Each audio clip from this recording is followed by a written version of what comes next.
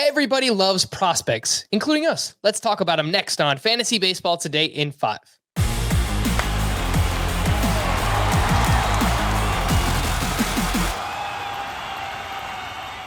Welcome into FBT in 5. As always, make sure to follow and stream us on Spotify. Today is Saturday, April 16th. I am Frank Stanfield, joined by Scott White, and the 5 prospects who are on the verge, according to Scotty: O'Neal Cruz with the Pittsburgh Pirates, Jose Miranda with the Minnesota Twins, Max Meyer with the Miami Marlins, Nolan Gorman with the St. Louis Cardinals, and MJ Melendez with the Kansas City Royals.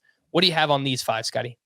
Well, first of all, clarify that 5 on the verge means the 5 prospects most worth stashing in redraft leagues. I'm not saying they're all must stash.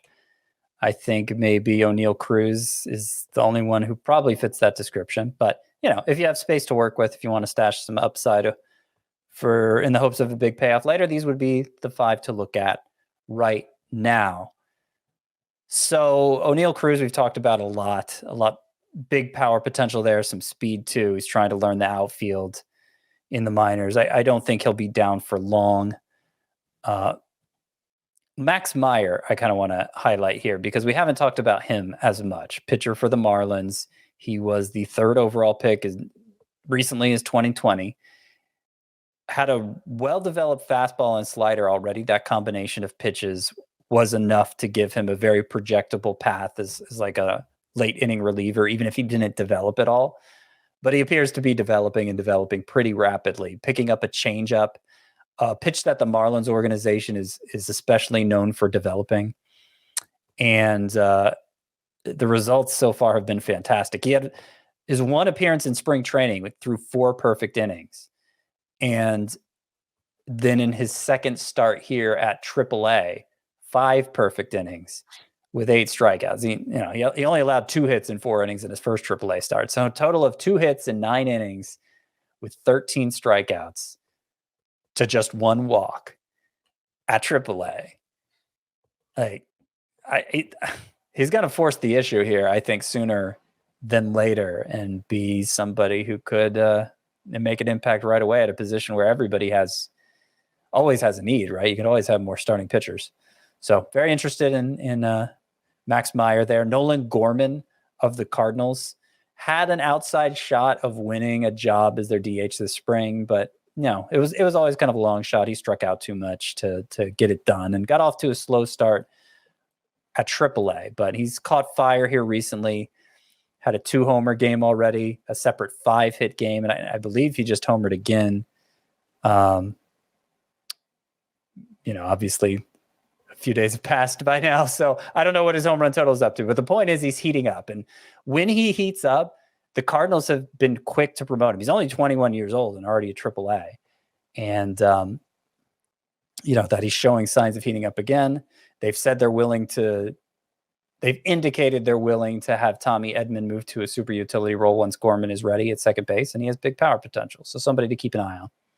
All right. With Max Meyer, people listening might say, well, the Marlins have this great pitching staff, and they do, but these things find a way to work themselves out. Oh, sure. Unfortunately, Pablo Lopez has dealt with a lot of shoulder injuries.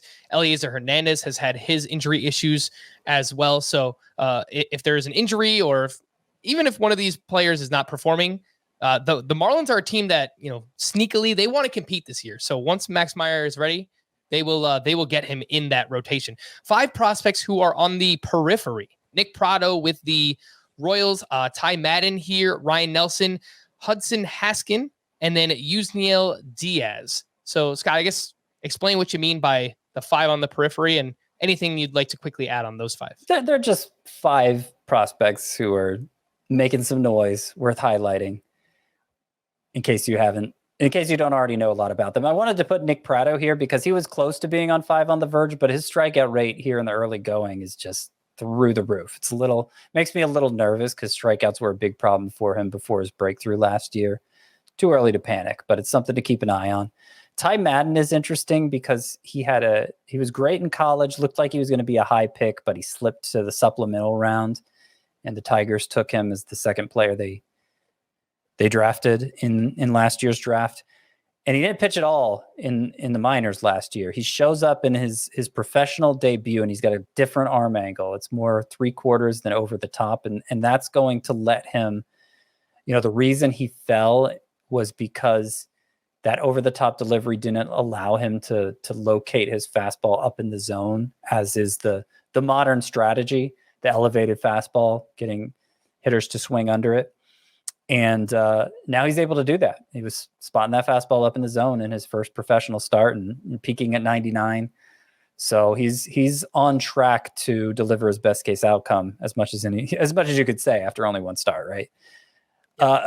Real quickly, HUDSON HASKIN of the Orioles, a player to keep an eye on. He had a 3-homer game early on, and if he develops power, like I could see him making that Joey Weimer type leap, because very athletic, a natural center fielder, a lot of speed, can steal bases, but there wasn't much power.